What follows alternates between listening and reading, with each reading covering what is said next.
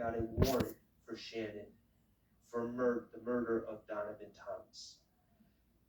Once Shannon was finally medically cleared, he was brought directly to Rice Street and dropped into this environment where he is wounded, hurt, and apparently, from the context of this phone call, individuals who seem to be associated with the Bloods started threatening him.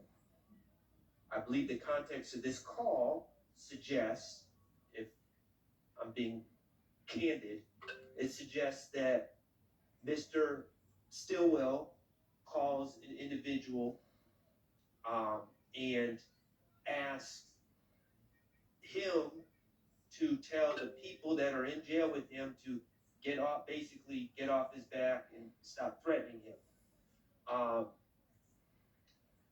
It's clear from the context, and that's why I said what I said before we started with this, is the idea that Shannon has to do this to survive and stay in Rice Street, and now it's being used against him. I don't particularly care for. From the context of the call, it appears that Shannon is associated with G-Shine, which are Bloods. It appears that this individual he called for help communicating that he should not be attacked is associated as well. And then an individual by the name of Busy, who is locked up and apparently has been coming at Shannon, takes the phone and talks to the individual that Shannon called. They have an argument over blood politics.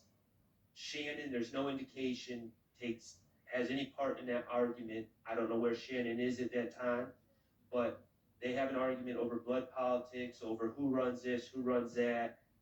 One individual thinks a gentleman by the name of Montana is calling the shots. The other individual is saying Montana doesn't have the authority to call the shots. But either way, the message is sent: Shannon is hurt, Shannon is injured, don't mess with Shannon. If this were a case about the G-Shine Bloods,